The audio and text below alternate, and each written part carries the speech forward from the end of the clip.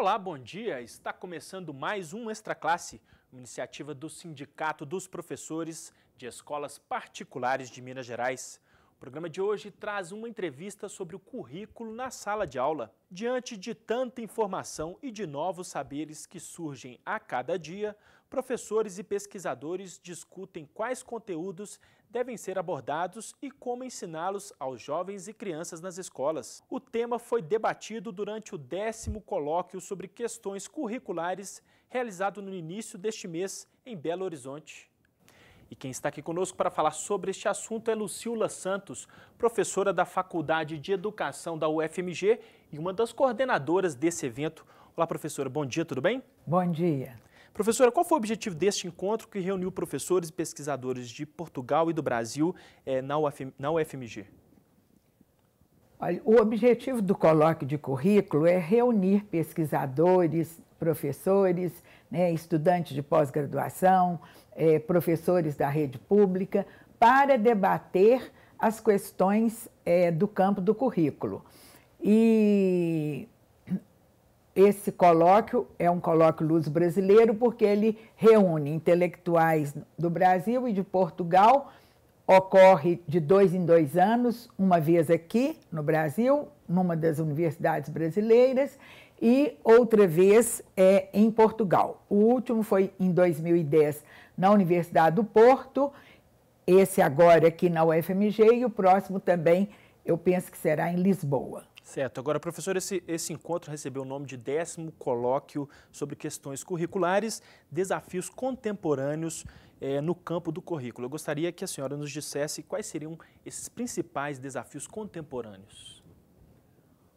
Olha, eu acho que a educação brasileira apresenta assim, grandes desafios, o que pode ser constatado pelos resultados das avaliações sistêmicas, onde os alunos, tanto do ensino fundamental como do ensino médio, têm alcançado um resultado muito baixo, vamos dizer, um resultado que precisa ser melhorado. Então, isso é um desafio para o campo do currículo, porque nós temos observado que os nossos jovens, as nossas crianças estão tendo grandes dificuldades na leitura, na escrita, no campo da matemática, essas que são as matérias avaliadas. Mas nós sabemos também que nas demais disciplinas os professores andam sempre se queixando do desempenho baixo e do pouco interesse dos estudantes. Eu acho que esse é o principal desafio hoje no Brasil, melhorar a qualidade da educação, melhorar a aprendizagem, fazer com que as crianças e os jovens tenham maior interesse pela escola e estejam mais preparados para esse mundo que cada vez se torna mais complexo e é necessário, então, que a escola enfrente esse desafio e nós, educadores, temos uma responsabilidade sobre isso, não é? Pois é, professora, nesse sentido, como as questões curriculares podem ajudar a resolver esses gargalos?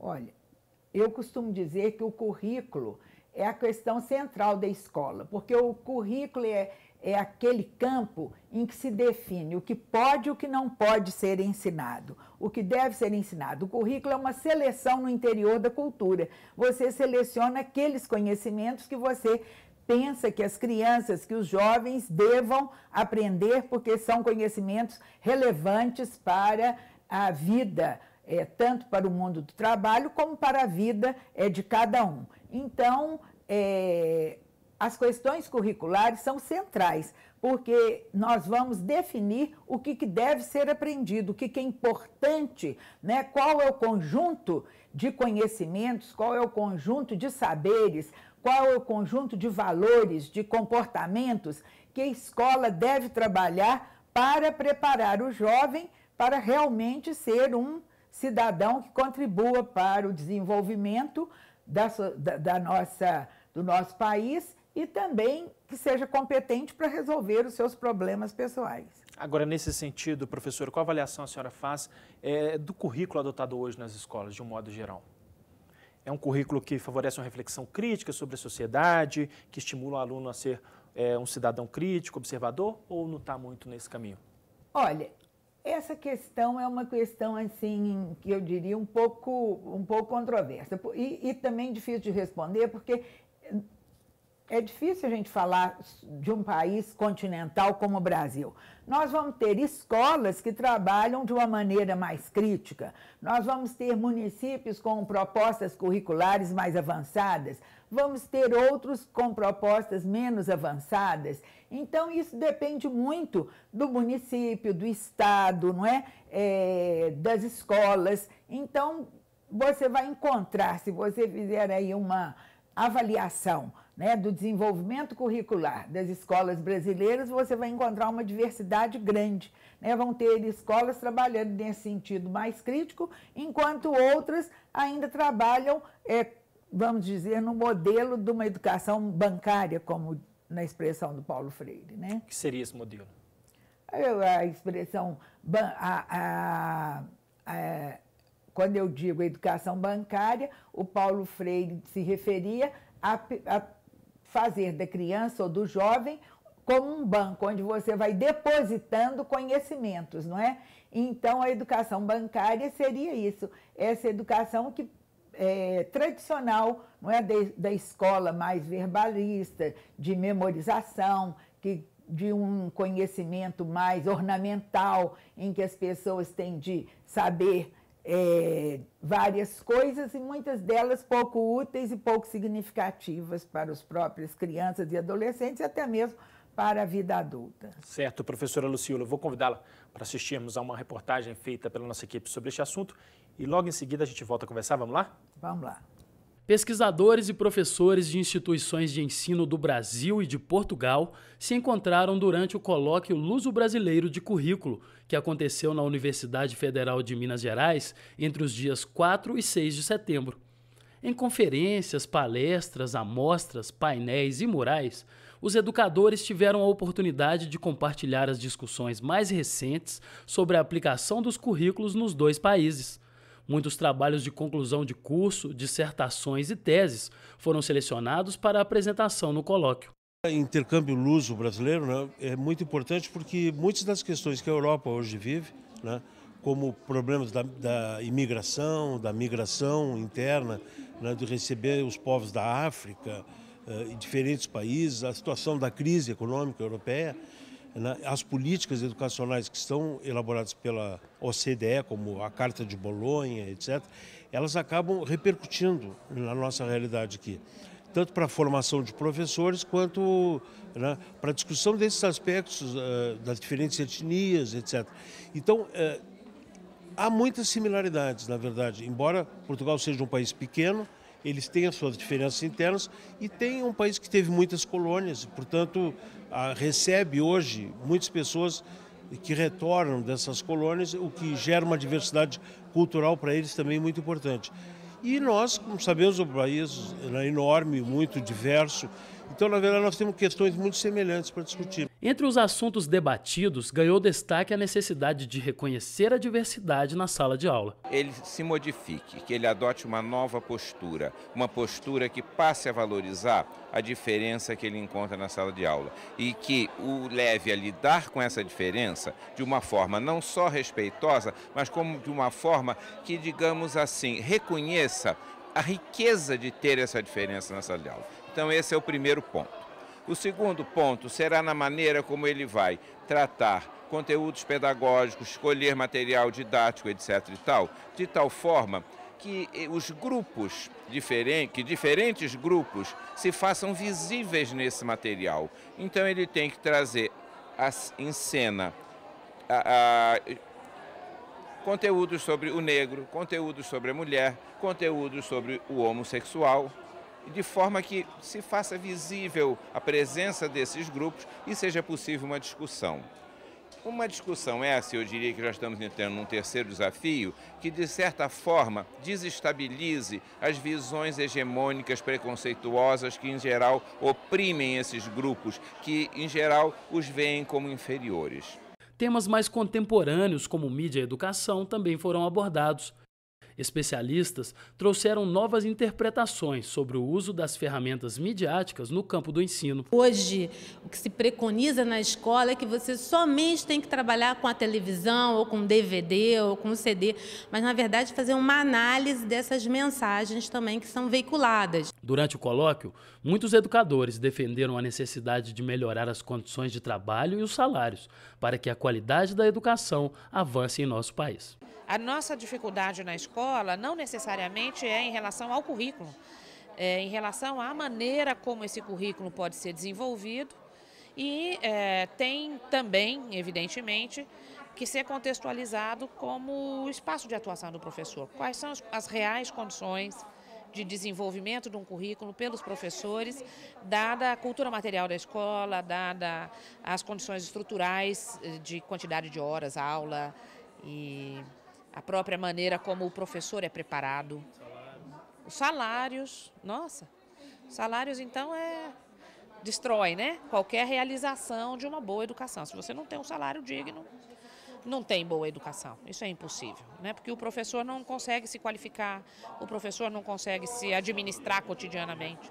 Então, são os fatores políticos, culturais, econômicos que vão interferindo na realização de um currículo. Agora, professora, hoje há uma discussão muito grande em torno do currículo no ensino médio e várias mesas foram promovidas, realizadas lá nesse colóquio, com o objetivo um pouco de tornar essa etapa final do ensino básico mais atraente para o jovem. Nesse sentido, como é que a senhora avalia as novas diretrizes curriculares do ensino médio? Elas vão um pouco nesse caminho?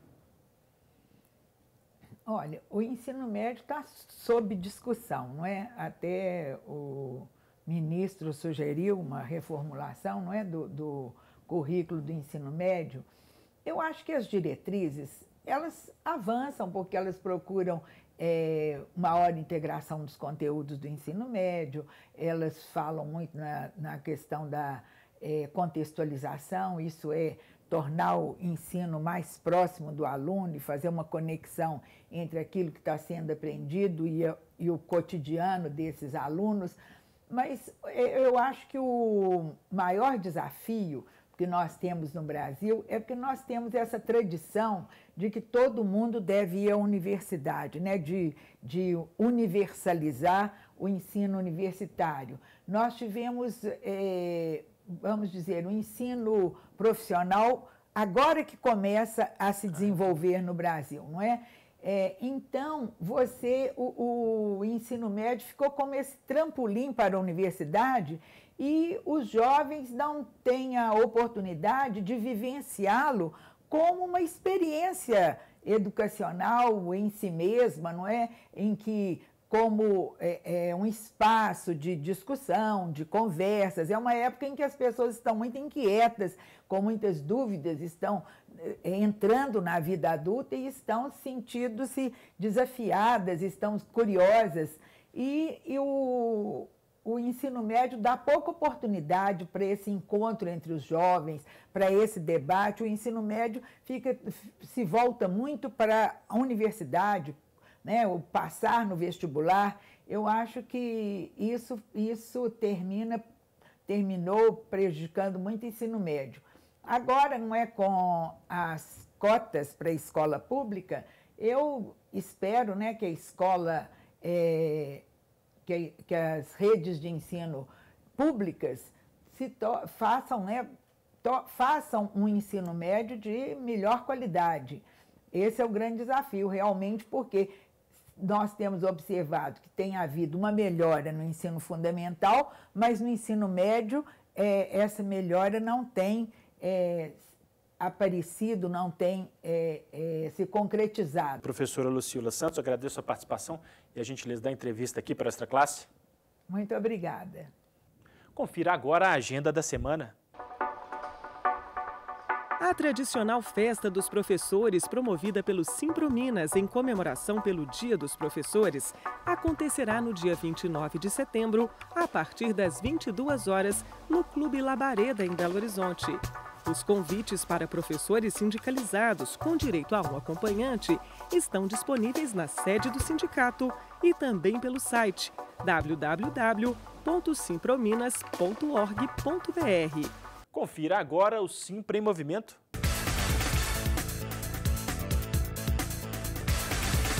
Com uma obra dedicada à compreensão crítica da prática pedagógica, o educador brasileiro Paulo Freire marcou época. Para lembrar os 91 anos de história do pesquisador, a Faculdade de Educação da UENG promoveu a primeira Semana Paulo Freire, entre os dias 17 e 21 de setembro. A importância da semana é divulgar a teoria do Paulo Freire e divulgar trabalhos que são realizados a partir dessa teoria, né? Então, nós convidamos movimentos sociais, movimentos de luta pela terra, professores, escolas públicas e particulares que desenvolvem trabalho na perspectiva da Ação Cultural para a Liberdade, que é o título da nossa semana aqui. A importância do evento exatamente é dar continuidade ao debate do seu pensamento, a sua contribuição fundamental, não só no campo da educação de adultos, da formação de trabalhadores e da alfabetização, mas para a educação brasileira como um todo, né? O evento contou com a presença da professora portuguesa Carmen Cavaco, que falou sobre as contribuições de Paulo Freire para a formação dos trabalhadores. Fiz uma opção que é refletir um pouco, trazer alguns elementos que nos permitam perceber o contributo do pensamento de Paulo Freire para a investigação sobre o analfabetismo. Eu realizei um estudo sobre um conjunto de analfabetos em Portugal e procurei saber como é que eles se tinham formado ao longo da sua vida e que saberes é que tinham adquirido, como é que os adquiriram. E, portanto, a ideia era desconstruir um pouco a ideia do analfabetismo, partindo de um princípio que é muito diferente do habitual, que é estes adultos, são adultos que são portadores de um conjunto de saberes muito válidos e que lhes permitiram realizar todo um percurso de vida. A diretora do Simprominas, Lavínia Rosa, acompanhou as palestras e debates e falou sobre a importância do legado do professor Paulo Freire para a educação e também para o movimento sindical. O sindicato não pode prescindir da teoria e das práticas, das experiências deixadas pelo Paulo Freire.